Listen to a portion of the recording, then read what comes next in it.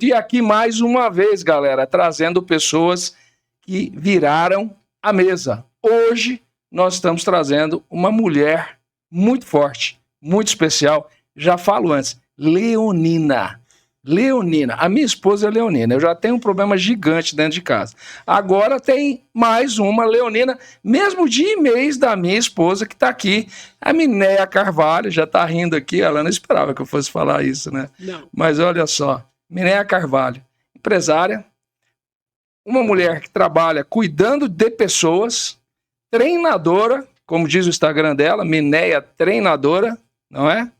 Nascida na cidade de Barretos, Barretão, onde o chão treme, onde eu já fui juiz, estive por lá em Barretos, cidade maravilhosa, adoro Barretos, adoro a tua cidade, e uma mulher que vende uma história que todos vocês vão conhecer a partir de hoje, uma história de transformação, uma história de algo muito forte, um crescimento, na condição hoje difícil que ainda é o mercado para as mulheres, em especial mulheres que são da liderança, uma líder nata. Leonina, como eu falei, um perfil impecável, ímpar eu posso dizer, uma mulher muito diferente, que nos dá hoje o grande prazer de estarmos aqui gravando no podcast Café Milionário Ribeirão Preto para todos vocês. Minéia, pergunta chave. Quem é Minéia? Quem é Minéia?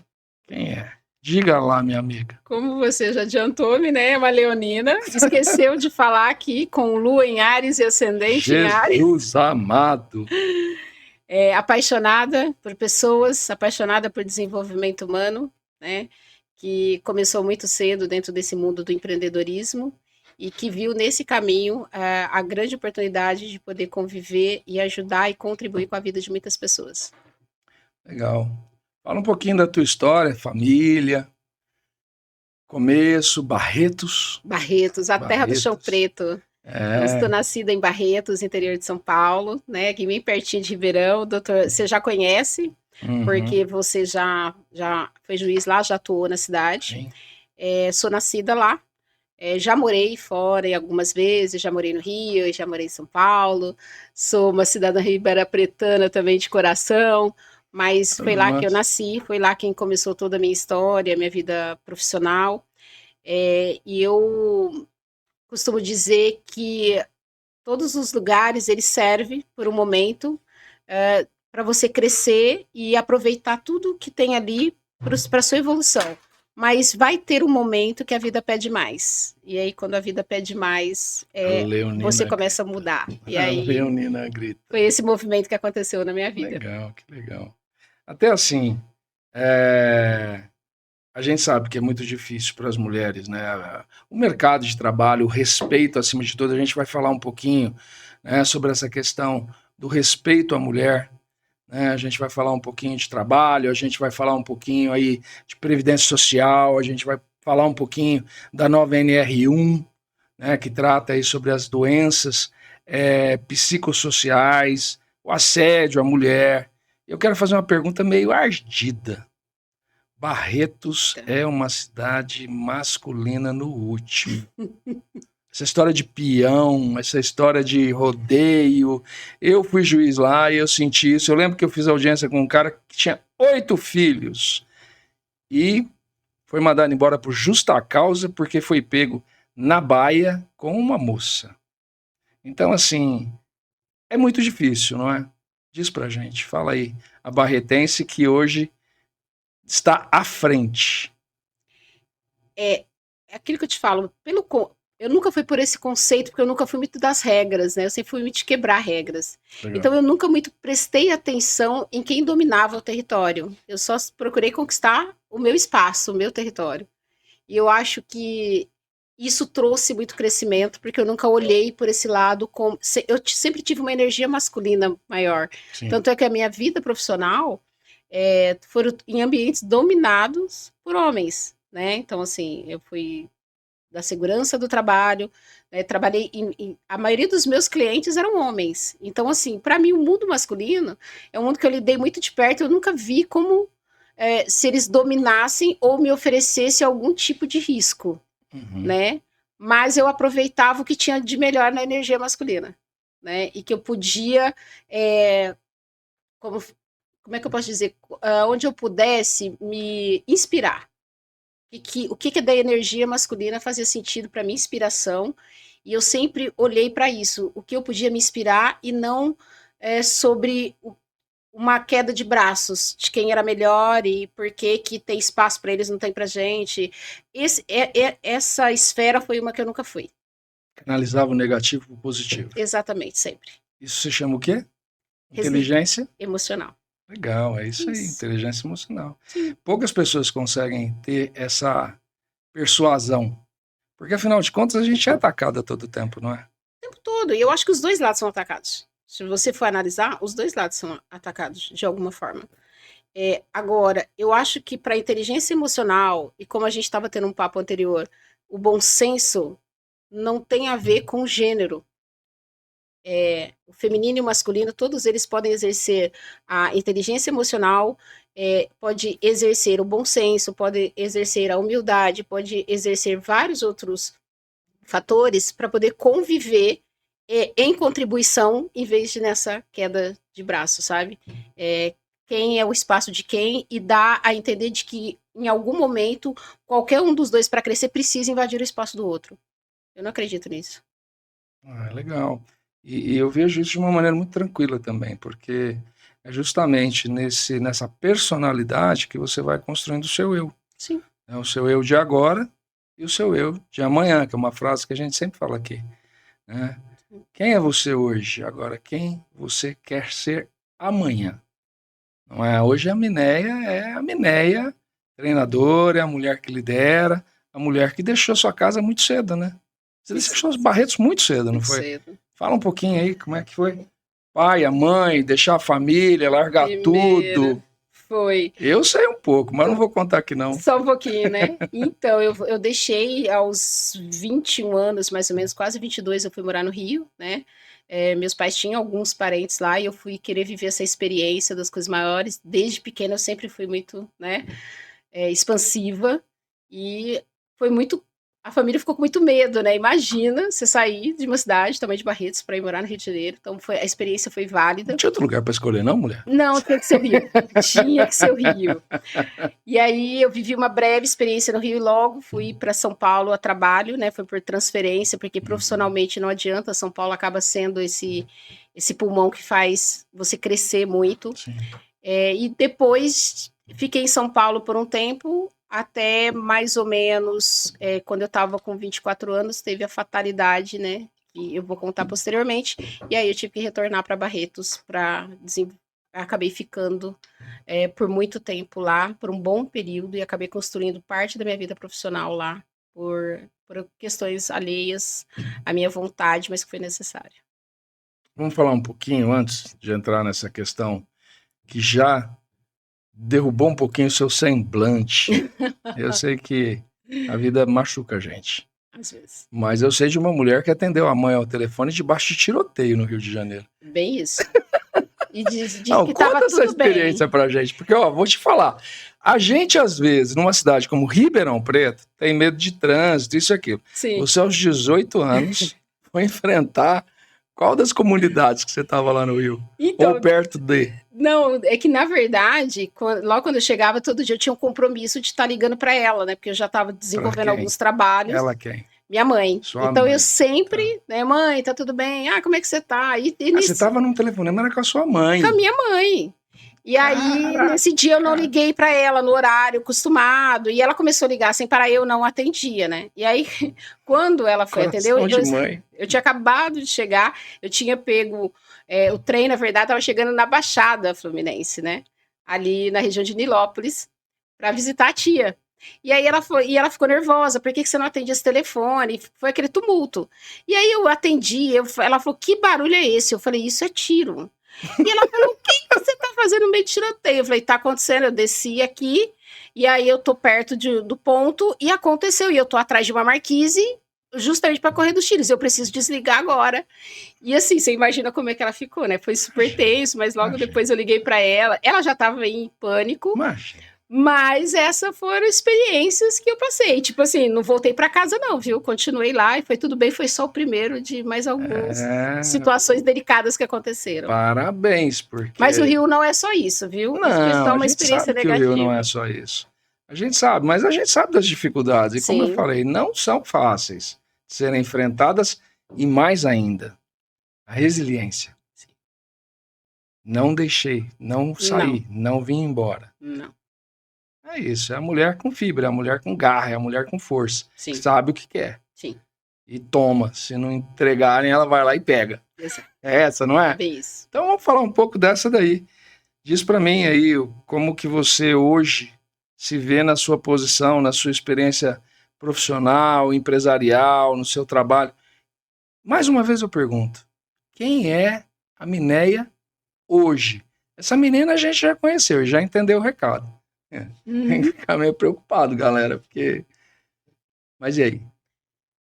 A Mineia hoje é uma pessoa mais madura, né? Com certeza a vida me trouxe aí muitas questões para serem trabalhadas, que aprendeu.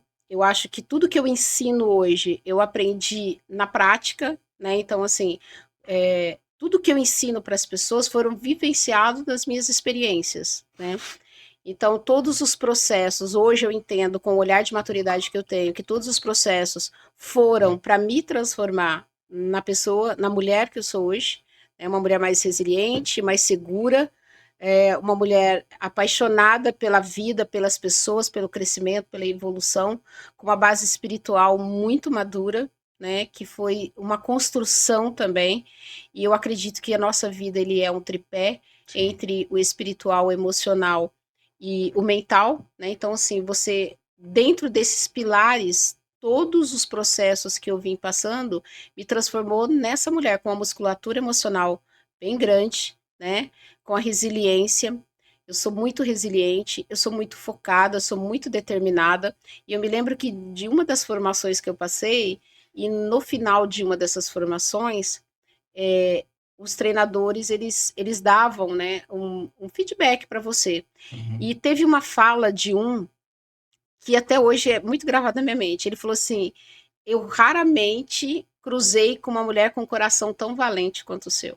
Então, se você me perguntasse para traduzir em uma frase hoje quem é a Mineia hoje, eu diria uma mulher de um coração muito valente. Legal, legal. E esse coração ficou machucado, né? Algumas vezes. Algumas vezes. O que aconteceu quando você estava no Rio e teve que voltar para Barretos? Diz aí. Na Se verdade, você puder falar. claro, na verdade eu já estava em São Paulo, né? Eu fui visitar meus pais em Barretos e meu irmão tinha acabado de fazer 18 anos, né? No dia 11 de julho. E, infelizmente, uma semana depois, né? Ele sofreu um acidente de moto e veio a falecer naquele momento imediatamente. Sinto muito. E naquela ocasião só estava eu e minha mãe em casa, né? Meu pai estava em viagem com meu irmão mais velho. E simplesmente a polícia chegou em casa, disse que a gente precisava ir para o hospital, porque meu irmão tinha sofrido um acidente, mas eles não deram pormenores do que tinha acontecido, só que a gente precisava ir para o hospital. Então, lá na ocasião, eu já deixei a minha mãe lá fora, né? E como eu já conhecia alguns médicos ali, um deles veio me receber e me informou que eu precisava entrar numa sala e dizer para ele se a pessoa que estava lá era meu irmão, né? Então ali eu já entendia que já tinha acontecido o pior. Então eu acho que para mim foram um processo extremamente dolorido, eu acho que é o mais dolorido da minha vida, foi, né? Foi reconhecer o corpo dele, ter que dar notícia para minha mãe, ter que dar notícia para meu pai, ter que dar notícia para meu irmão e ainda ser a pessoa que teve que administrativamente fazer todo o processo, tá? Aquele processo doloroso que a gente sabe que todo mundo passa, mas Sim. foi eu quem organizei velório, foi eu quem avisei toda a família, e aí eu tive que ser muito forte naquele momento, porque minha mãe estava desabada, meu pai estava na estrada, chegando ainda em casa já com uma notícia dessa, então assim, estava todo mundo muito quebrado naquele momento. E eu acho que eu precisei, naquele momento, como diria aquela fase, engolir o choro. Então, se você perguntar para mim, daqui, não importa quantos anos, esse vai ser o momento mais difícil da minha vida, com certeza. Eu costumo sempre dizer que essa inversão da ordem dói demais. Muito. Porque eu perdi meu pai recentemente, perdi logo em seguida um tio, perdi há alguns anos atrás minha mãe. A gente sabe que isso vai acontecer. Sim. Mas quando você encara a inversão da ordem, né, alguém que vai antes de você, é difícil. Eu sinto muito mesmo, Não é fácil. Mas eu sei que, como você acabou de falar um pouquinho antes, foi seu coração valente que te sustentou. Ah, sim. Eu tenho certeza disso. Não sustentou só a você, né? Sustentou a sua família inteira. Sim. Porque o pai e a mãe, então, a perda... Eu não me imagino perdendo. Eu tenho 6 filhos, é muito filho, né? Filho pra caramba. E eu amo a cada um de uma maneira muito especial. E eu não me imagino perdendo eles. Então, assim, eu sei que não é fácil, eu sinto muito, mas sei que de alguma forma isso também trouxe a você mais força. Com certeza. Mais força. Com certeza. Mais força. É complexo. Agora, dentro da questão familiar, como é a questão sua, sendo hoje essa mulher independente que você é, enfrentando tudo que você enfrenta, pai, mãe, que eu sei que a mamãe, né? A mamãe ficava morrendo de medo da Mineia fora de casa. Chega uma hora que o pai e a mãe acostumam, né? Não tem muito jeito. Já acostumaram. Hoje eles já estão calejados. Já. E aí, como fica? Então, mas é um movimento, assim, quando houve essa questão dessa desestrutura, né, familiar, e aí eu precisei reprogramar a minha vida, Sim. Totalmente, né, então aí eu não podia se afastar dos meus pais naquele momento, né, porque a minha mãe, ela entrou num sofrimento muito profundo, Imagina. Então minha mãe, no choque emocional, minha mãe perdeu os dentes, né, teve grande perda capilar, e ela entrou num tratamento que durou muito tempo. Então, ela e meu pai, por muito tempo, eles ficaram dependentes de mim em vários momentos, né? Então, eu não podia mais me afastar. Então, ali eu tive que me reprogramar toda a minha rota. Voltou para Barretos, ficou em Barretos. Tive que ficar ali. Eu falei, agora é aqui, eu vou ter que construir aqui e não tenho, eu eu não tinha uma opção naquele momento, tipo, eu vou ficar afastada porque eu não conseguiria ficar afastada pelos meus pais, dos meus pais, num momento tão crítico como aquele. Até porque nós éramos em 3, né? Então, eu sou mais velha, o do meio ia casar 30 dias depois. A minha sobrinha estava nascendo e ela perdeu o irmão. Então, tipo assim, ia sair o meu irmão de casa, ela perdeu o caçula. Então, assim, para ela foi um choque para eles, né? Quantos irmãos vocês são? Nós éramos em 3. Somos em 3, né? Sim. E aí eu precisei reconstruir a minha rota ali e eu precisava pensar rápido, né? Então eu fui para uma área que foi por acaso, foi por uma questão mesmo de necessidade, não foi planejado, eu vou fazer isso. Eu só pensei o seguinte: minha mãe vai ficar um tempo sem conseguir trabalhar. A gente, apesar de algumas questões administrativas, eu consegui algumas coisas, alguns benefícios para eles, mas eu me vi na situação de ter que ajudar financeiramente. Uhum. Então eu precisei me reprogramar e aí eu só pensava o seguinte: o que eu preciso fazer de efetivo agora? Né? E aí eu recalculei toda uma rota que estava indo totalmente para outro lado. E aí eu precisei recalcular naquele momento, porque não tinha muito o que pensar, não tinha opção naquele momento. E o caminho foi?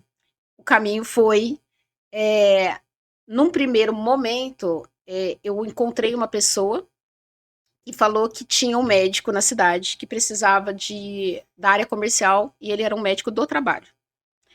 E aí ele falou, ele tá precisando estruturar a área comercial, como eu já vinha, né, dessa área de São Paulo, Rio, eventos, essas coisas. Eu também já conhecia parte da estruturação comercial e eu falei, então eu vou lá conversar com ele. E nessa conversa entramos num acordo e eu fui assumir a área comercial dessa clínica, né, de medicina do trabalho. Medicina do trabalho. E era uma área que eu não conhecia, nunca tinha ouvido falar, e é uma área que é pura legislação. né? Então, assim, é muito diferente de qualquer outro serviço, porque Sim. existem regras, Sim. etc. E aí eu falei, gente, como é que eu vou vender algo que eu não tenho a mínima ideia de como funciona? Tem que conhecer. E aí vai o Coração Valente, a Leonina, e aí eu fui estudar, e entender como é que funcionava, para que funcionava, como é que funcionava. E eu estudando, isso para mim foi um grande diferencial. E eu fiz muito sucesso nessa área comercial, por quê? Porque eu não tinha uma visão técnica. Eu tinha uma visão comercial. Sim. E isso me ajudou muito. Porque eu fui entender do serviço, mas eu olhava para ele com outro olhar, comercial e não técnico. Sim. Então, assim, porque quando o cliente queria comprar esse serviço, ele queria a solução. E muitas vezes as pessoas dessa área, que são técnicos, ou engenheiros, ou técnicos, ele vai lá e vende a norma para o cliente. O cliente não quer saber como funciona a norma, né? Ele não quer aprender sobre isso, ele só quer que você resolva o problema Ele quer o dele. resultado. Então, esse foi um Ele quer o diferencial para resultado. mim. Exato, esse foi um diferencial para mim na ocasião. Então, qual foi o meu recálculo, né? Foi isso, foi ir para uma área comercial, que eu já entendi um pouco de área comercial, mas não desse serviço em específico. Mas aceitei o desafio, fui estudar sobre, fui entender sobre, e aí acabei me apaixonando pela área da medicina ocupacional, da segurança ocupacional. Ou seja, os sonhos a gente cria, mas os planos reais e concretos são de Deus. Exatamente. A qualquer momento a sua rota pode ser recalculada. E tem que ter força bastante para encarar essa mudança. Exatamente. E Deus? Acredita em Deus? O tempo todo. O tempo todo. Eu não só acredito, como eu sinto Deus o tempo todo. Legal. Quem é Deus para você? Tudo. Tudo é Deus, tudo é por Deus. Deus está em tudo. Né? Então, Deus, para mim, ele é o todo. E a questão racional, o ser racional dentro da figura de Deus, dentro de tudo que você acabou de relatar, a razão foi embora, né? Totalmente. No momento que você precisou, a razão foi embora. Sim, simplesmente. É a solução do imediato. Exatamente. Não tinha aquela, eu vou fazer tal coisa, não, porque agora eu vou tentar. Tipo, desmoronou toda a minha base. Do dia para a noite, era um domingo, eu acordei, eu deitei num domingo, no dia eu me lembro muito bem, tinha um jogo da seleção, e todo jogo do Brasil a gente assistia juntos, né? Eu gostava de futebol também, e aí ele falou, eu vou ali dar uma volta, e daí eu volto pra gente assistir o jogo. E eu lembro que eu dormi nesse jogo, e ele não chegou, né? Mas o que eu achei interessante, a minha vida mudou em uma tarde de domingo. Eu tinha preparado tudo, toda a minha semana. Mudou Mas tudo. em uma tarde de domingo, Mudou tudo. A gente não tem controle. Não é? Nenhum. Nenhum controle. A gente não tem. A gente só pode ter uma certeza. Sim. Força interior. Exato. Levanta e vai. Exatamente. É isso. Parabéns. Parabéns, assim. Eu sei que é uma dor muito grande, mas parabéns pela pessoa que você é. Obrigada. Mais ainda, eu digo. São mulheres como você que fazem diferença. Sim. Porque os homens se assustam de mulheres como você. Eu tenho a minha Leonina em casa, a minha esposa, eu falo, quando eu a conheci, né, são coisas assim bem pessoais, né, enfim, mas teve uma situação que nós brigamos e eu mandei ela descer do carro. Ela falou, você está me mandando descer do carro? Eu tô. Olha bem para mim. Eu falei, desce. Como é que é a relação homem-mulher com a Mineia? Mineia tá solteira, né? Então você pode imaginar. Mas já teve... Já tive relacionamentos que não deram certo, mas também é uma coisa muito bem resolvida para mim, né? Não tenho filhos hoje, sou solteira, mas a dificuldade para mim de relacionamento sempre foi essa independência muito grande, né? Então, Ou assim, essa liderança. Também, eu acho que os dois, né? É mandar, então, assim, né? Exato. Mas olha que eu não sou, não. Não sou mandona, não. Não? Não, mas eu tenho opinião firme. Entendi. Eu tenho opinião firme, mas não sou mandona, não. Não sou nada.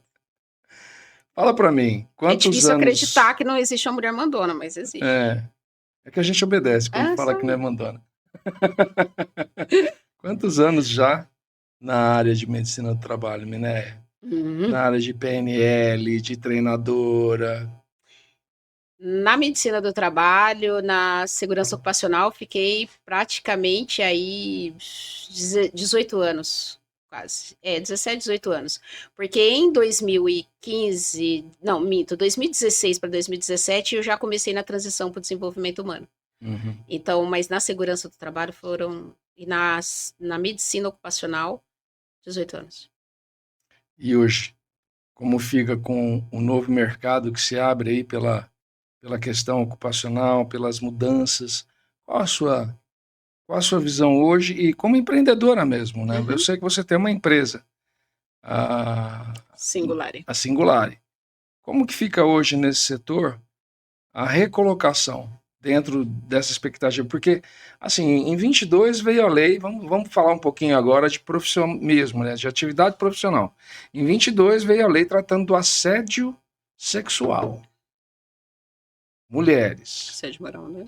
Moral sexual. E sexual e assim, a gente sabe que isso no contexto do ambiente de trabalho é complicadíssimo. Sim. Né? Aí já mudou até a feição da Miné. Diz aí, como é que fica esse desenho hoje dentro das empresas mesmo, num todo, do setor empresarial, né? E a questão frente aí aos trabalhadores. O que você me fala? Então, primeiro eu preciso voltar um pouquinho aí com você para as pessoas entenderem. Em 2017, mais ou menos, né? Eu fui para a área do desenvolvimento humano. Eu fui começar a entender alguns fatores que eu acompanhava de perto, né, nessa minha vivência na medicina ocupacional. Porque eu recebia muitas pessoas adoecidas pelo trabalho, né? E aí eu queria entender, porque eu gostava tanto de trabalhar, eu falei, gente, mas por que as pessoas, né, chegam tão adoecidas por conta do trabalho? E elas nunca tinham uma resposta para mim que me convencia. E às vezes ela chegava e ela me relatava vários problemas do trabalho, e era um chefe ruim, e era isso ruim, mas a minha pergunta era, por que a pessoa fica ali? Porque se você me falar, mas é porque a pessoa precisa, tá, mas ela pode, enquanto tá ali e não tá legal, ela ir desenhando um outro lugar para ela ir. Por que ela não faz isso? Então era a minha pergunta, sabe? E as pessoas não conseguiam me responder. E aí eu fui começar a estudar para entender sobre isso. Então, foi aí que eu me deparei com o desenvolvimento humano. Aí eu comecei as minhas formações no desenvolvimento humano. Então, eu fui estudar inteligência emocional, eu fui estudar perfil comportamental, né, que para mim é a base de praticamente todo o meu trabalho, mapeamento de perfil comportamental. Fui estudar sobre programação neurolinguística, fui estudar sobre todo esse mundo que envolve o ser humano como um todo. Né? E foi aí que eu resolvi, em 2019, eu montei a Singulari, né? Eu abri um outro segmento dentro da minha empresa mesmo, de medicina ocupacional, voltado para a gestão de saúde emocional no trabalho. Sim. E aí eu começo a fazer um movimento lá em 2019, já, né? Então, assim, quando eu olho para a NR1 hoje, eu não tenho, eu até me emociono, porque, tipo assim, já era uma coisa que eu sonhava muito que constasse dentro do nosso contexto.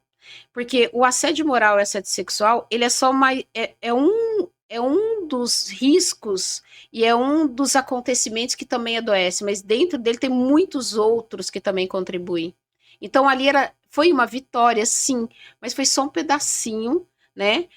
Diante de tanta coisa que permeia hoje, que chegou aí a NR1, trazendo todos esses outros contextos, que anteriormente as pessoas não via isso.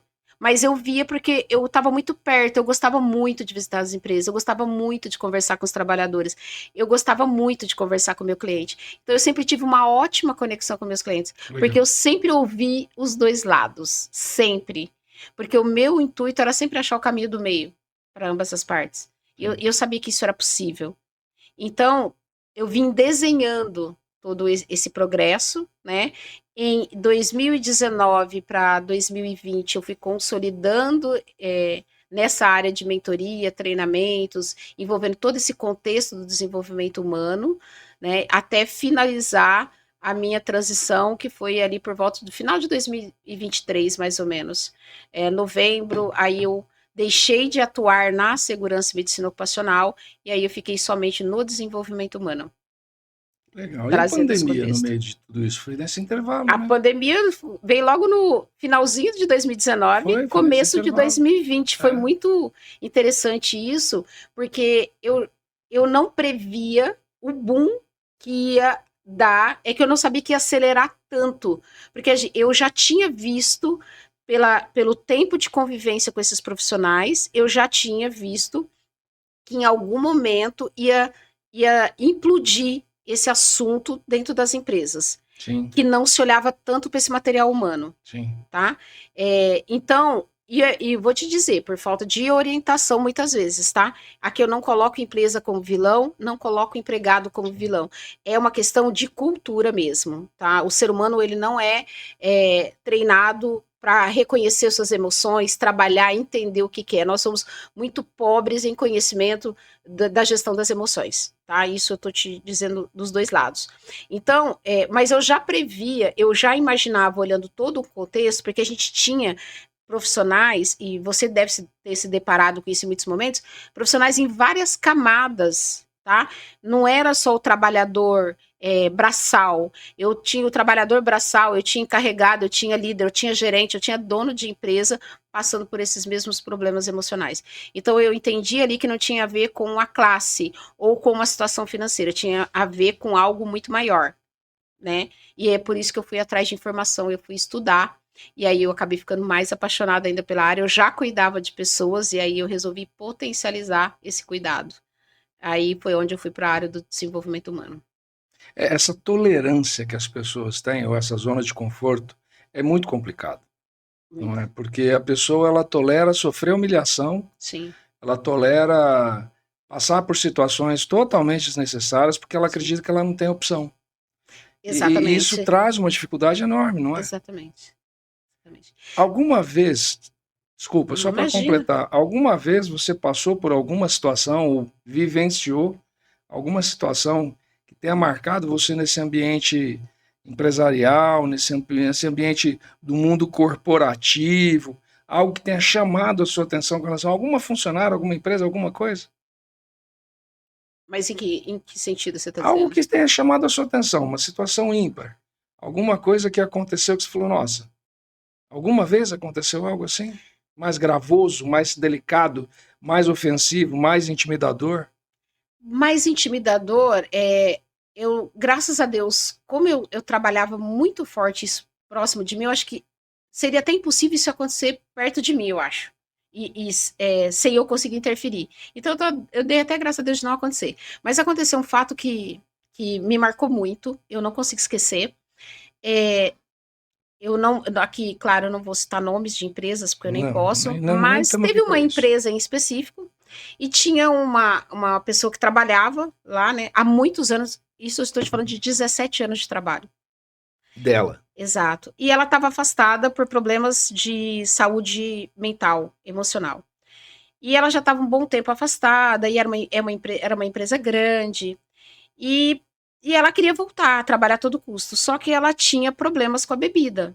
Por conta de todos esses contextos dela, ela teve problema com a bebida. E aí o médico tentou inserir ela novamente no mercado de trabalho, né? Lá Sim. no ambiente da empresa. E teve um dia lá que a supervisora encontrou uma latinha de cerveja debaixo da mesa dela. E resolveram afastá-la novamente, e ela foi ela tinha que passar lá na clínica para fazer um exame, porque ela precisava ficar mais tempo afastada. E naquele momento eu chamei ela para conversar, porque eu queria entender tudo que estava acontecendo. Por que ela queria tanto voltar, enfim. E a empresa ficava o tempo todo me ligando, você precisa dar um jeito de dar alta, que a gente precisa dispensar, porque... E naquele momento me machucou bastante. Porque eu penso, são 17 anos servindo essa empresa, entende?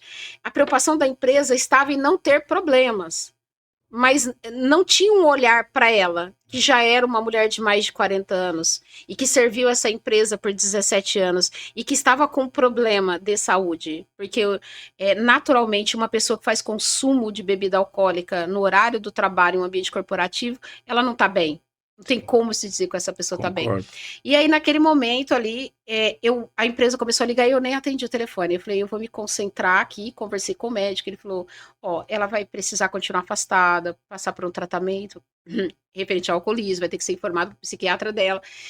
E eu informei para ela ficar tranquila, para ela ir para casa, que ela seria encaminhada, né? Tanto é que ela já saiu de lá com a consulta agendada. Mas no momento que ela saiu da minha clínica, ela tentou se jogar num carro na esquina do meu escritório. Caraca. Aquilo mexeu profundamente comigo, sabe? E aí eu fui lá, peguei ela, e aí, graças a Deus, não foi nada sério, o motorista parou, mas só aquela atitude mexeu muito comigo naquela ocasião. Ela tentou tirar a própria vida. Sim.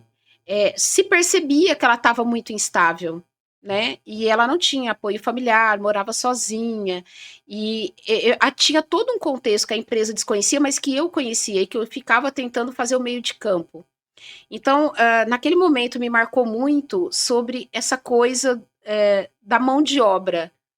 Se foca em mão de obra, mas não se foca no material humano. Né?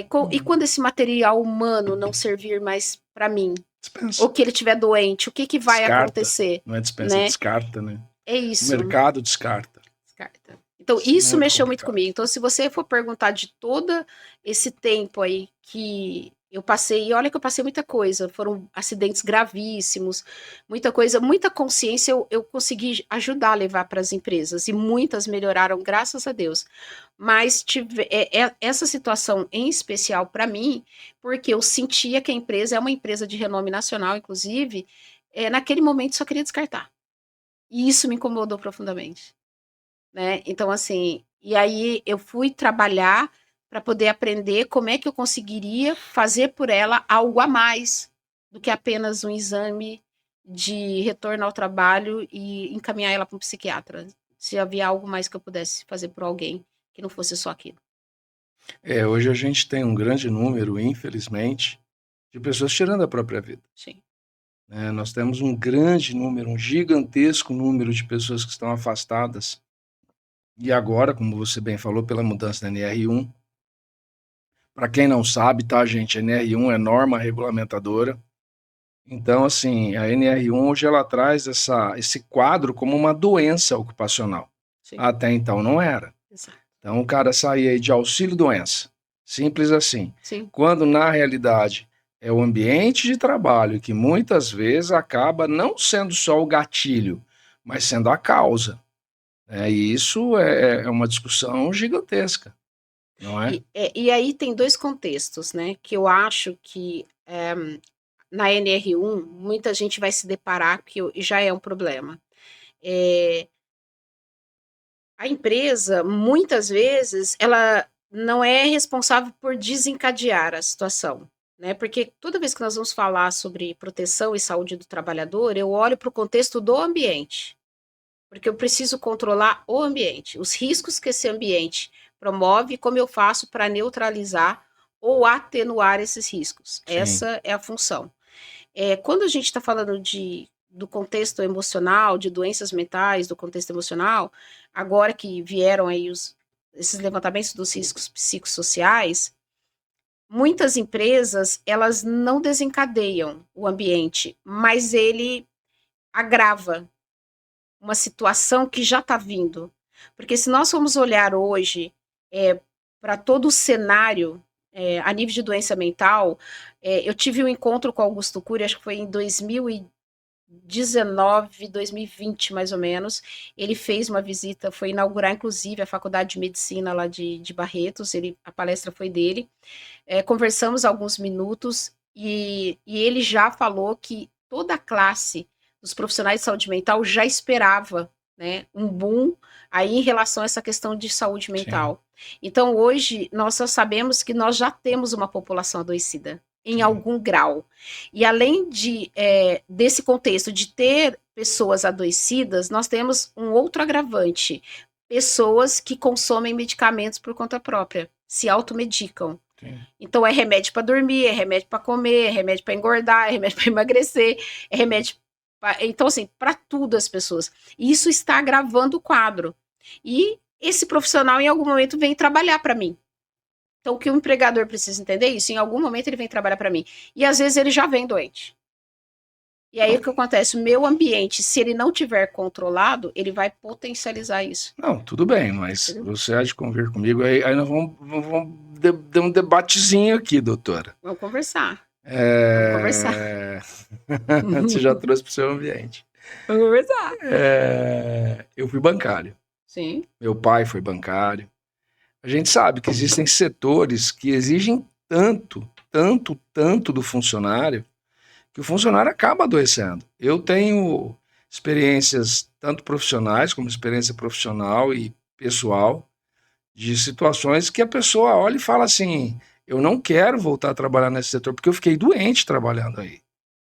E aí vem um quadro diferente, é uma pessoa que, em regra, está saudável, ela adoece, a empresa não verifica isso, a empresa não consegue ou não quer verificar e cuidar, e aí a situação vem se agravando. Recentemente eu perdi uma pessoa muito próxima, ela era gerente de não importa o banco, ela adoeceu, foi afastada, acabou sendo dispensada, ingressou em outro banco, aí sim ela já veio com problema, mas o problema começou lá atrás. Então, uma das questões da NR1 hoje é a cobrança excessiva. Né? É algo assim que, vou usar as suas palavras até, agora é o fogo amigo, né? A gente sabe que a população está doente, mas a gente sabe que muitas vezes nós somos apenas números. Não somos considerados, o trabalhador muitas vezes, ele não é considerado como pessoa, ele é um número. Sim. Tira esse põe em outro lugar. Para muitas organizações, sim. Entendeu? E aí, como é que fica essa situação? Da empresa que acaba gerando o problema. Vamos lá. Aí eu tenho, assim, é uma opinião muito pessoal de pesquisas de laboratório minha. Vamos lá. Legal. Quando, lembra que eu te falei que eu fui fazer umas pesquisas pessoais para saber por que as pessoas adoeciam Sim. tanto por conta do trabalho? Sim. E aí eu cheguei a algumas respostas, mas duas me chamaram a atenção. A primeira, eu tinha pessoas fazendo atividades em atividades que não nasceram para fazer. Ou seja, por isso que eu sou tanto a favor do mapeamento de perfil comportamental. Ela não tem habilidade nenhuma para fazer aquilo, mas por necessidade, por falta de conhecimento dessas habilidades, ela vai lá e se propõe a fazer. E aí ela vai ter uma cobrança muito grande para ter excelência naquilo. E aí eu tenho algumas divergências aí com treinadores de dizendo que se você fizer aquela coisa sempre, você vai ficar muito bom naquilo. Existem coisas que você não tem habilidade natural, e se você encontrar uma pessoa que tem habilidade natural, na hora que ela for fazer a mesma coisa que você treinado, ela vai fazer muito mais rápido e muito mais feliz. Então você imagina uma pessoa indo para um trabalho para fazer algo que ela não tem habilidade natural, ou seja, ela não está feliz em fazer aquilo, porque ela demanda um esforço muito maior, tanto cognitivo quanto emocional, para fazer aquela atividade, e ela faz isso por 5 ou 10 anos. Vou colocar pouquinho, 5 ou 10 anos. Qual a probabilidade dessa pessoa não adoecer? A probabilidade é gigantesca. Aí eu tenho duas questões. Desconhecimento das empresas, porque a maioria delas não fazem mapeamento comportamental, então ela não sabe se aquela pessoa tem habilidade para aquela função. E aí tem um desconhecimento também das pessoas em relação ao perfil delas. Então, hoje, quando as pessoas vão procurar emprego, ou que elas vão se candidatar a alguma vaga, dificilmente ela tem em mente qual é o perfil comportamental dela e se aquela vaga ela vai ajudar ela ainda melhorar as habilidades que ela já tem, ou se ela vai ter que desenvolver mais alguma. Porque quando eu tenho que desenvolver, eu vou usar toda uma capacidade emocional e cognitiva, e aquilo vai me deixar cansado. Ele vai me deixar mais estressado.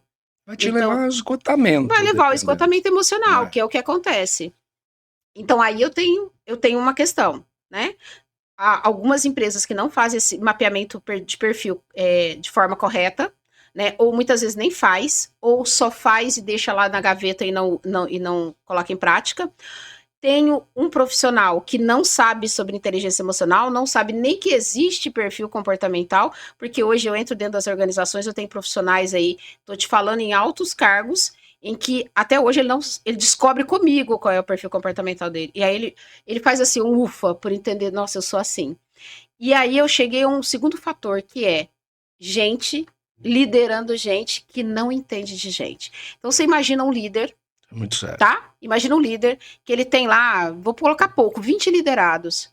Ele tem 20 liderados que tem perfil comportamental diferente, linguagem de amor diferente para reconhecimento, sistema representacional diferente. E aí ele não sabe nada disso. O que ele vai fazer? Ele vai liderar todo mundo da mesma forma. Sim. Então, se ele vai liderar todo mundo da mesma forma, o que vai acontecer? A catástrofe, né? E é o que está acontecendo nas milhões de empresas. E se você catástrofe. pegar as empresas menores, tá? Vamos colocar aí pequena e média empresa, quando ela vai escolher um líder, sabe o que ela como é que ela escolhe? Ah, eu vou escolher o Smart, porque ele chega todo dia, ele cumpre horário, ele não falta, ele é de confiança. Aí ele vai lá, pega aquele funcionário, que ele é bom, muito bom naquilo que ele faz, e coloca ele de encarregado, líder, gerente. Só que ele não treina. Só que até então, aquele momento, a pessoa era muito boa naquilo que ela fazia. Aí ela vai ter que ter uma outra habilidade, que é o quê? A habilidade de liderança. E às vezes ela não tem. Aí ela vai se perder. E antes de se perder, ela vai machucar muita gente. Sim. Porque é novo para ela e ela não é direcionado para isso. Sim. Aí sim eu tenho uma responsabilidade da empresa.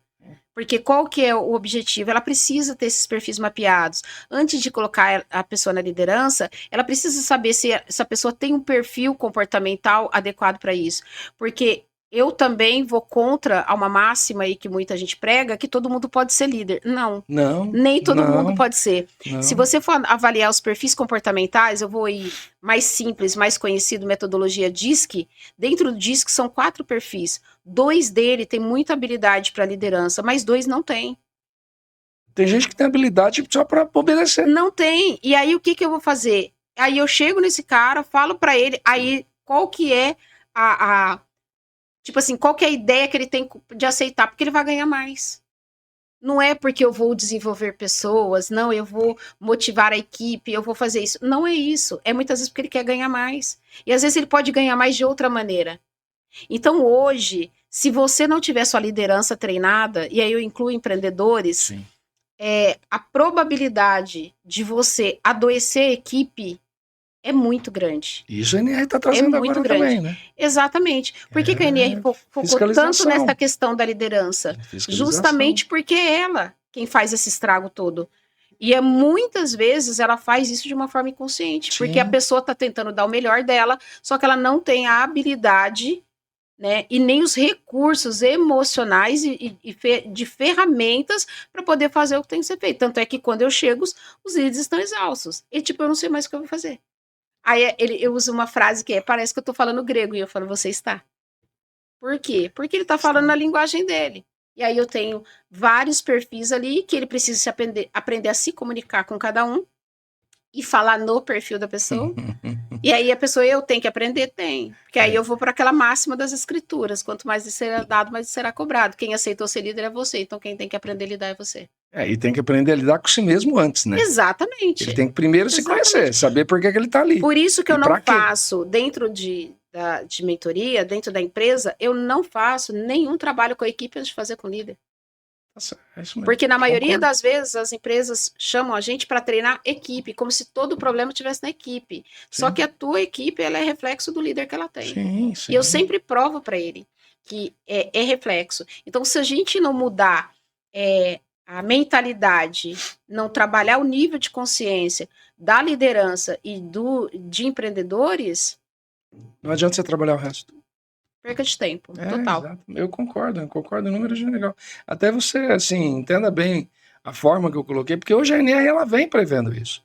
No direito a gente fala muito do culpa em elegendo, em contraendo e em vigilando. Sim. É a mesma coisa. É a mesma coisa. Você tem que saber quem você está contratando, você tem que saber quem que você está elegendo para colocar ali na liderança, e você tem que vigiar. Sim. Porque o líder, ele destrói a equipe. Sim. Se você bobear, ele leva a equipe embora. Leva.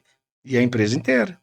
Exatamente. E dentro desse perfil, aproveitando agora o que a gente acabou de falar, uma empresa pode ruir em razão disso tudo? Sem dúvida nenhuma. Sem Por dúvida quê, nenhuma. doutora Minéia? Ela vai ruir no sentido que hoje, imagina como está acelerado as coisas. Nós temos uma geração que não está mais disposta a ficar numa empresa que não tenha liderança, que não tenha propósito, que não tenha processos organizados. Essa geração não está disposta ao que a geração anterior estava. Chico aguentava tudo quieto e tá tudo bem, ele manda, eu obedeço. Hoje não. Então hoje eles questionam, eles querem saber o porquê. Então hoje você precisa estar mais preparado. Você precisa ter uma visão mais ampliada e precisa ser especialista em pessoas. Porque quem vai sobreviver, né, eu acredito, nesse novo movimento que nós estamos indo, é as pessoas que entendem de pessoas, porque o restante a máquina vai fazer. E aí nós vamos entrar no quê? Inteligência artificial. Exatamente. No IA. Que hoje está aí, já é realidade. É uma realidade. Acabou, e não tem volta. Exato. E vai tirar, assim, ela vai eliminar muitos postos de emprego. E muitas profissões. Acabar com a mão de obra? Não acredito. Não.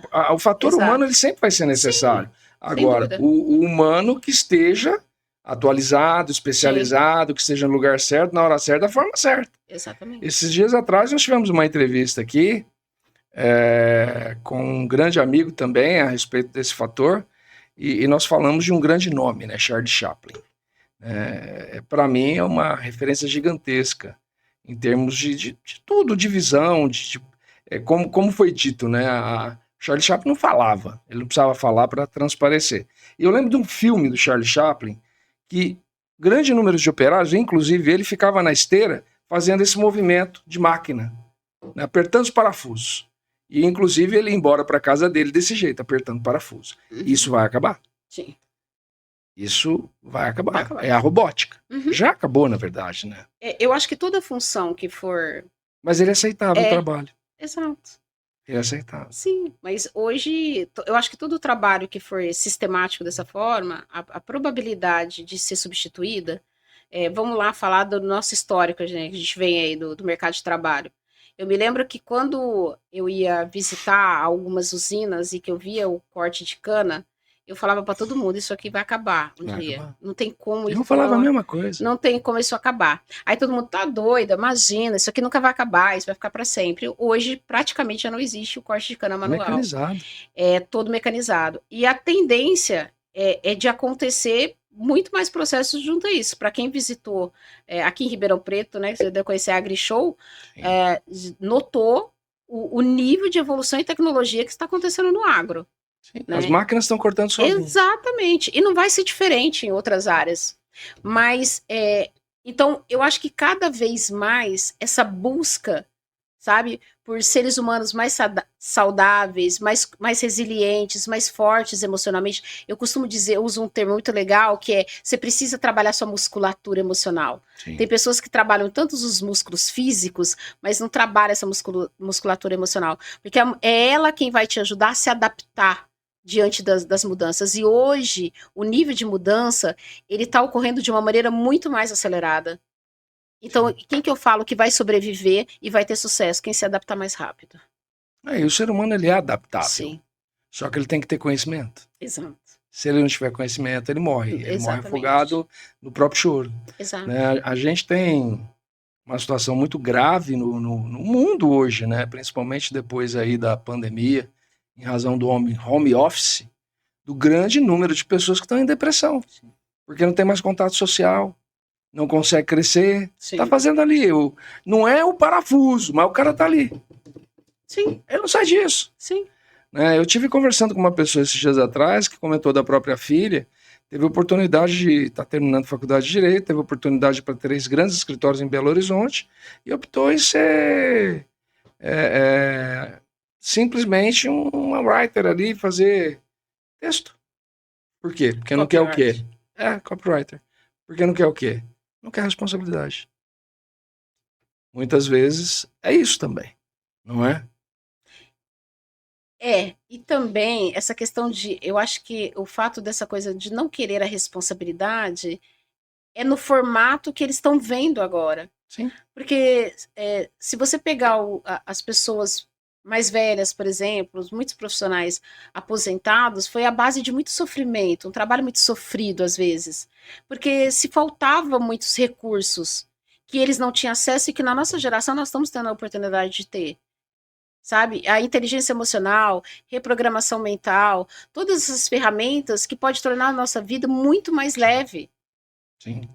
Entende? Não Esse precisa. é um conselho. Exato, não precisa ser fácil, precisa ser leve. Dá para ser leve. Entende? É que muitas vezes a gente não vai atrás desses recursos. É por isso que eu te pergunto, é isso que eu te falei. Da mesma forma que eu me perguntava, porque quando a pessoa chega para mim, que ela fala assim: "Ah, eu queria eu buscar uma mentoria", porque ela fala assim para mim: "Ah, eu não aguento mais meu chefe, eu queria que ele mudasse, o ambiente precisava mudar, e porque as pessoas fazem sempre do mesmo jeito, já tem 5 anos que eu tô lá, e ele precisa mudar, eu não sei mais como é que eu faço. O que que você." Aí ela pergunta: "Como é que eu posso mudar?" Eu falo: "Eu quero te fazer uma outra pergunta. Por que que você ainda tá lá?"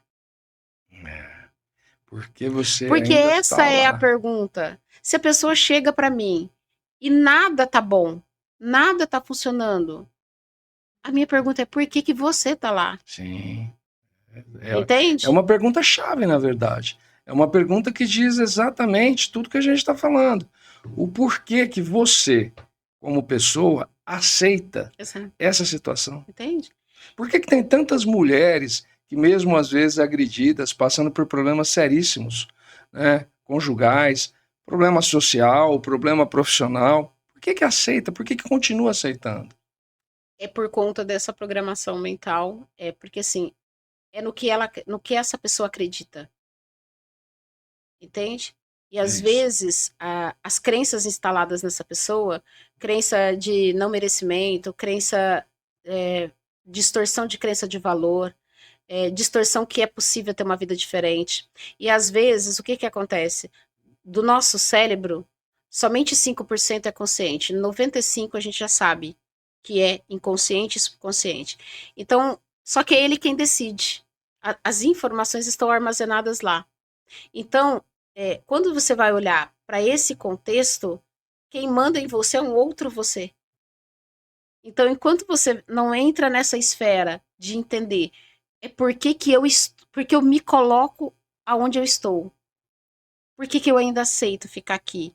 E às vezes as pessoas julgam, não é por falta de vergonha, porque fulano não tem vergonha na cara, porque fulano não é isso. É porque ela foi constituída num ambiente, foi moldada num ambiente familiar, ou com os tutores, ou da sociedade, ou no contexto religioso e educacional que moldou ela. Então, assim, a vida que ela conhece é aquela ali, ela não tem repertório. Quando eu não tenho repertório, eu vou reproduzir o que eu sei fazer. Eu não faço diferente porque Exatamente. eu não sei fazer diferente. E Então, por por medo. isso que tem que buscar E medo conhecimento. também. O, Tem o, medo. o medo. Medo de arriscar. Então, mas justamente o medo, ele vem da falta de conhecimento. Eu não sei fazer nada diferente. Eu nunca morei em outra cidade. Eu nunca morei em outra. Tem gente que tem problema em mudar de bairro. Tem gente que Porque não tem problema experimenta. de mudar de cadeira. Exato. Meu, olha só. Você vai numa igreja, você vai num local, às vezes que você frequenta com certa habitualidade, 99% procura a mesma cadeira. Por quê? Medo. Medo. Não é? Você sabe quem vai sentar na sua frente, você sabe quem geralmente senta do seu lado, você tem medo até de se relacionar. Então, a sociedade, eu vejo assim, a sociedade nossa está doente. Sim. E de uma forma muito séria. E eu vejo tudo isso que a gente está falando aqui como algo de extrema importância. Sim.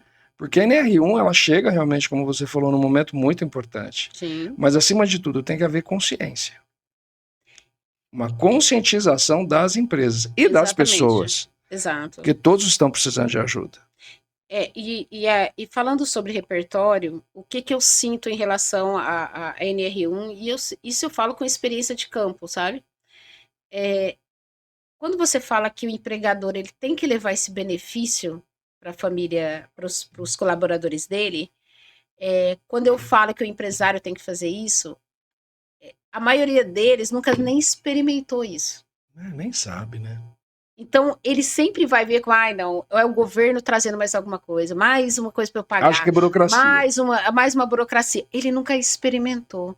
Porque nas minhas mentorias, todos os empreendedores que experimentaram levou para a equipe dele. E Mas por transformou a quê? empresa, né? Exato, porque ele teve consciência primeiro.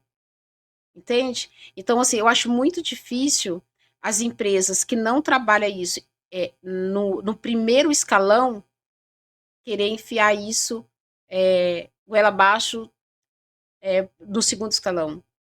Porque, infelizmente, você nunca vai ver vantagem daquilo que você não conhece. Sim. Você nunca vai ver os benefícios que vai vir disso. Sim. Gente, a NR1, a implantação e todo esse movimento, ele é um valor muito irrisório diante do ganho que você vai ter em produtividade, em saúde, em diminuição de afastamento. Sim. Né? Então, assim, todos os benefícios são muito maiores do que qualquer investimento que você fizer. E um funcionário doente é um funcionário doente. Entende? E ele acaba levando essa situação para outros também. Exato. Né? Porque se ele estiver na condição de líder, ele adoece a equipe inteira. Exatamente. Estou errado? Não. É exatamente isso que acontece.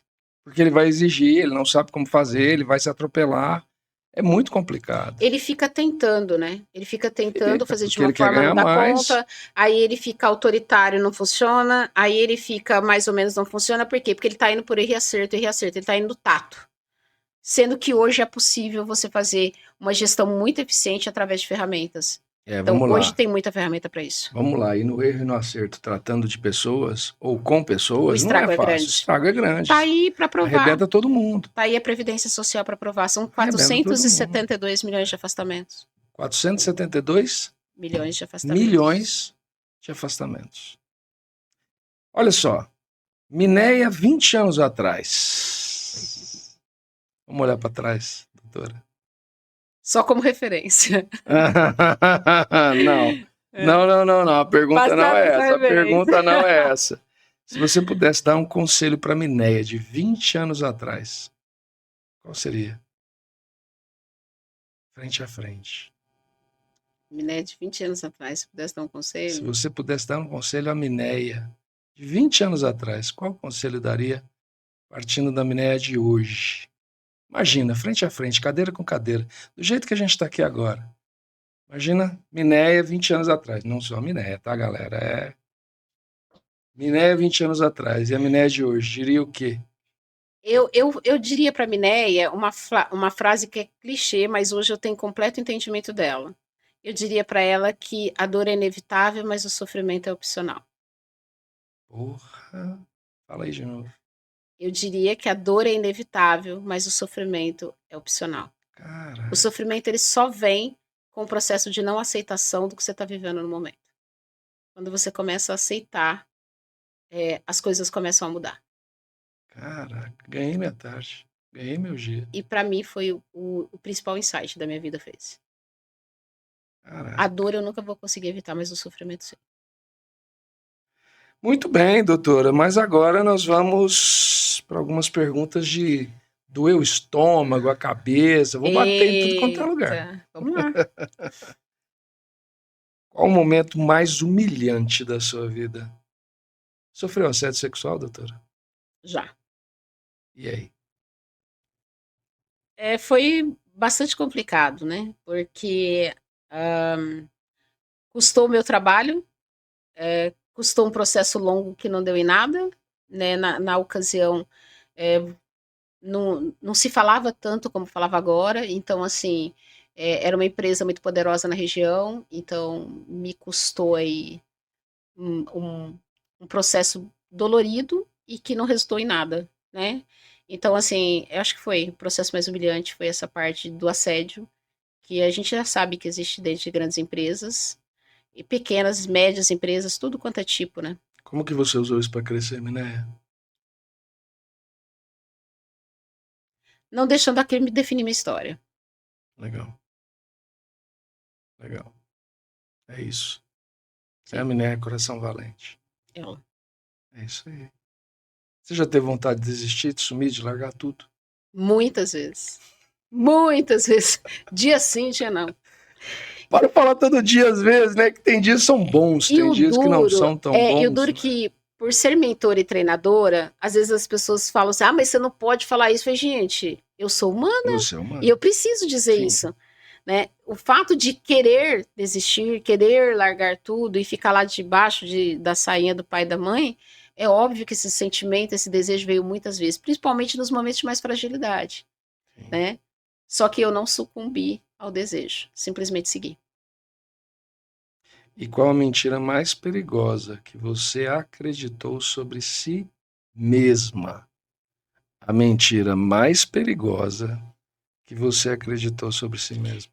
Essa mentira mais perigosa que eu acreditei sobre mim mesma, eu desconstruí recentemente. Era uma crença que eu ouvia muito dentro da minha casa, que era, você vale o que você tem. Complexo. E essa foi a pior mentira que eu acreditei. Porque em alguns momentos eu fiquei sem nada. Só tinha eu. Não deixou de ser Mineia. Não deixei. Legal, parabéns. Então, eu acho que não foi a pior mentira que eu contei pra mim, foi a pior mentira que eu acreditei. Sim. De que São o as meu nossas valor crenças, né? o meu valor estava nas coisas que eu tinha e nunca teve. Meu valor está em quem eu sou. Houve um momento que você foi seletista. Dentro dessa questão da clínica, ou em algum momento Sim. você trabalhou dentro desse contexto que a gente conhece, né, do Sim. seletista, que todo mundo tanto fala, né? Uhum. Quando que você desistiu que não iria mais depender desse modelo? Eu acho que quando eu comecei. Não demorou, né? Tipo, porque eu sempre, quando eu tenho... Você já leu o livro Mente Milionária? Tem uns arquivos lá, e quando eu li aquele livro, já tinha muita coisa que eu praticava lá sem saber que era um arquivo de mente milionária. E eu sempre fui aquela pessoa que entregou muito, sabe? Eu sempre entrego, até hoje eu sou assim, eu sempre entrego mais do que o que eu combino. Eu entrego muito mais. Legal. Eu sempre fui muito proativa. Eu falo que eu sempre tive cabeça de empreendedor, mesmo empreendendo no CNPJ de outras pessoas. Isso é muito bom. Então você não precisa ter o seu CNPJ para ter cabeça de empreendedor. Você pode empreender no CNPJ dos outros. É até mais fácil até. É você por você, né? Sim. Agora, o que mais derruba um líder? Medo ou orgulho? Eu acho que o que mais derruba um líder não seria o orgulho e a arrogância. Ele pode até ter medo, isso eu consigo ajudar ele a transpor. Mas arrogância e orgulho é bem difícil trabalhar. É um dos maiores defeitos do ser humano, não é? Com certeza, porque aí ele não dá abertura para aprender. No orgulho e na arrogância você acha que sabe de tudo, aí fica difícil. Eu costumo dizer até uma outra frase. E aí vai para os homens, tá? Para as mulheres não agredirem, não falarem. Vaidade de homem é pior que vaidade de mulher. Não tem dúvida nenhuma disso. Dá um totemzinho lá, dá um balcãozinho, fala pro cara subir para falar, você vai ver o que vai acontecer. Aí você conhece a pessoa. Sim. Não é? Inteligência emocional, doutora. Dom ou treino pesado? Treino pesado. Muito, né? Muito treino, todos os dias. Muito, muito, Todos os muito, dias. muito, muito. Não é fácil. E a reprogramação também, né? A reprogramação ela é necessária, né? Ela é necessária quando você entende que porque assim, eu sempre falo para as pessoas, você já está programado, você vai viver programado, porque o teu cérebro tá aí a neurociência para provar que você vive programado. Sim. Então, já que você vai viver programado, que seja com a programação certa. E como é que você sabe se a sua programação está certa ou errada? Olha para os seus resultados. Resultado é o nome. Você tem o relacionamento, né, que você quer, você tem a vida financeira que você quer, é só olhar para os resultados. Legal. Agora, dentro dessa reprogramação, que é necessária, qual foi a mais dolorosa para você? Você se reprogramou, com certeza, em vários momentos dessa jornada. Qual foi a mais dolorosa? Quando você perdeu seu irmão? Foi reprogramar, eu não tinha muita compreensão dessa perda. Eu entrei num processo de não aceitação, né? O que nem foi inteligente da minha parte, porque como você não aceita algo que já aconteceu, Ser humano. mas eu entrei num looping de revolta, e não conseguia entender porque isso foi permitido pelo divino, já que trouxe tanta dor, tantos problemas, fez eu reprogramar minha vida toda. Então, assim, por mais que eu segui, mas eu segui com uma raiz na raiva, sabe? Fiquei tão brava que eu fui seguindo na raiva. Isso me custou muito depois, porque eu Eu precisei imagino. tratar isso, né, de um luto Eu não imagino. vivido. Então, a maior reprogramação foi essa, foi viver esse luto, porque houve e chorar o que precisava chorar. Então, acho que a maior reprogramação que eu fiz foi essa, foi desse entendimento e desse nível de aceitação. E se alguém te chamasse hoje, agora, Uhum. te dando R$1 milhão, R$1 milhão, Sim, para voltar à vida antiga, lá atrás, aceitaria? eu daria 2 para não voltar. Muito bom, muito bom. É isso. E para ser líder, qual o hábito que mais constrói e o que mais destrói? Para ser líder, o que mais constrói é aquele líder. Primeiro, ele precisa gostar muito de pessoas. Ele tem que ter um coração ensinável. Então, a humildade, para mim, é o que mais constrói um líder. Porque a humildade é aquela pessoa que está sempre aberta para aprender. Tipo, eu não sei tudo. E o que mais destrói, eu vou reforçar para mim, é arrogância e orgulho. Mas é isso, eu concordo. Eu concordo, porque a arrogância destrói o ser humano, não é? Qual foi o não que salvou a sua vida? O não que salvou minha vida.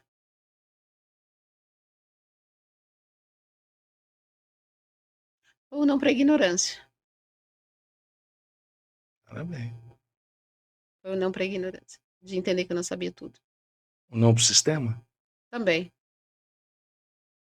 O não para a Mineia, lá de Barretos, que nasceu numa família Eu acho que não foi nem, que não nem é tinha, o não não para aquela imaginava. mulher. Eu acho que eu não diria o não para aquela Mineia, porque aquela Mineia, ela ajudou a construir a Mineia que está aqui. Então, para ela, eu diria sim, porque ela foi valente também, né? Sair do contexto que saiu, né? E chegar onde chegou, não é, aí eu tô te falando de um sucesso, de um crescimento emocional e espiritual muito grande, Sim. né? Então, assim, você precisa ter uma definição do que é sucesso para você, principalmente, porque eu acho que isso é muito relativo do que é sucesso. Sim. Então, alcançar o que eu alcancei hoje, né, conseguir ter meus relacionamentos familiares estabilizados, ter uma vida equilibrada e saudável de forma emocional, conseguir sair, né, de todos os desafios que eu entro mais forte, cada vez mais resiliente, valeu tudo a pena pelo que eu passei. Então eu nunca diria não para aquela Mineia, pelo contrário, eu sempre digo sim para ela, né? E agradeço ela por ter me ajudado a passar por muitas outras coisas. Então, o meu não hoje, ele continua sendo para ignorância, né? Porque a ignorância, eu acho que ela acaba sendo o que nos leva para outros caminhos. Ignorância leva para arrogância, leva para orgulho, vai abrindo portas e te leva para um lugar de achar justamente isso, que você não precisa de mais nada, não precisa saber de nada, porque você já sabe de tudo. E Ou no que não fundo nós não precisa, sabemos de nada, né? ou que não precisa de mais ninguém. Exatamente. Né? Essa coisa da autossuficiência. No fundo, nós nunca somos autossuficientes. Né? Deixa um recado aí. Qual o recado que você deixaria para quem agora está se sentindo no fundo do poço? Esse alguém é muito especial. No fundo do poço, eu acho que é um lugar que eu já fui tantas as vezes, nós temos uma certa intimidade, né? Mas eu acho que o fundo do poço, eu tenho uma frase que é: o fundo do poço é o lugar mais visitado do mundo, só que ninguém tira selfie lá, né? Então, assim, o fundo do poço ele vai acontecer na sua vida mais de uma vez. Mas a vantagem de estar no fundo do poço é que não tem mais para onde cavar. O fundo do poço é o fundo do poço. Daí, de lá é só para cima. Então aproveita o fundo do poço. É o melhor lugar que você pode visitar alguns momentos da vida. E essa é a Mineia, gente. Essa é a Mineia, uma leonina que nasceu pronta para vencer, mas que teve que passar por um crescimento muito grande, passar por todo um processo para se posicionar. Então, quando a gente fala em Minéia Carvalho, a gente fala em mulher, fala em posicionamento, fala em força, fala em coração valente, mas acima de tudo, fala em alguém que ama a vida e ama as pessoas. É essa Minéia que eu conheço. E parabéns, parabéns. Você é uma pessoa muito especial, pode ter certeza nisso, porque liderar não é fácil, ser mãe de todo mundo não é fácil, né? E principalmente querer cuidar muitas vezes daqueles que não querem ser cuidados. Eu costumo dizer algo que é muito particular, entendam bem. As dificuldades maiores é quando você encontra pessoas que acreditam que o seu processo é o único, é absoluto, é verdadeiro e que não admitem mudanças. Sim. Isso para quem está do outro lado da mesa, como profissional, querendo fazer, né, com que isso seja transformado, é muito difícil. Então, que nós possamos ouvir, entender, crer e praticar tudo aquilo que a gente falou aqui hoje, que você trouxe para nós. Muito obrigado, muito obrigado mesmo. Junto. E mais uma vez, é a surpresa sempre o podcast Café Milionário vai trazer para você que quer buscar algo diferente na sua vida. Se posicione, tenha coragem, não deixe de fazer e venha sempre conosco, porque aqui você é a pessoa mais importante. Valeu, gente. Grande abraço. Valeu, obrigada. Eu que agradeço pelo convite.